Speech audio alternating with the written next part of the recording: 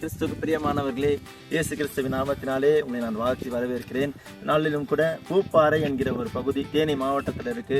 அந்த பகுதியில தான் நான் பேசிக்கொண்டிருக்கேன். அது கேரளாவுடைய பார்டர்னு சொல்றாங்க. பாருங்க, இந்த பகுதியில சுற்றிலும் மேகமூட்டமாய் காணப்படுது. பாருங்க, இது குறித்து வேதத்தில் அருமையான ஒரு வசனம் சொல்லப்பட்டிருக்கு. அந்த வசனத்தை மாத்திரம் நம்ம தியானித்து நம்ம சின்ன ஜெபம் செய்வோம். பாருங்க, எபிரேயர் 12ஆம் அதிகாரம் 1ஆம் வசனத்தில் இப்படியாய் சொல்லப்பட்டிருக்கு.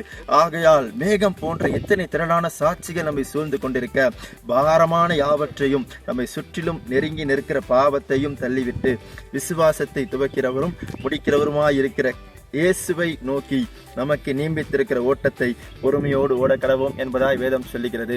பாருங்க, மேகத்தை போல ஓடி முடித்த திரளான சாட்சிகளை நாம் பார்க்கிறோம். வேதத்தில் இருக்க பரிசுத்தவான்களா இருக்கட்டும், நம்ம வாழ்ந்து கொண்டிருந்த இந்த காலகட்டத்தில் இந்த பூமியில நமக்கு முன்பாய் ஓடி முடிச்ச எவ்வளவு ஊழியக்காரங்களை நாம் பார்க்கிறோம். சாது சுந்தர் சிங் ஐயா, D G S Dinakaran uncle, Jeevananda uncle, Patrick Joshua uncle, இப்படி நிறைய பேர் ஓடி முடிச்சிருக்காங்க. இன்னைக்கும் ஒரு சிலர் ஓட்டத்தை ஓடிக்கொண்டிருக்கிறாங்க. மோகன் சிலாசரஸ் ஐயா, இதை போன்ற அநேக பரிசுத்தவான்கள் இன்னைக்கு கர்த்தருக்காக வைராக்கியம் ஓடிக்கொண்டிருக்கிறார்கள். உங்களுக்கும் கர்த்தரோட ஓட்டத்தை நியமித்து வைத்திருக்கிறார். நீங்க ஓட வேண்டிய ஒரு பாதை இருக்கு. நீங்க போய் செய்ய வேண்டிய சில பகுதிகள் இருக்கு. அங்க போய் நீங்க அந்த ஜனங்களை சந்திக்கணும், ஊழியங்களை செய்யணும், கர்த்தருடைய நாமத்தை நீங்க மகிமைப்படுத்தணும். இப்பொழுதும் கூட நாம் ஜெபம் செய்வோம். ஆண்டவரே, அருமையான வேலைக்காக உமக்கு நன்றி ஆண்டவரே.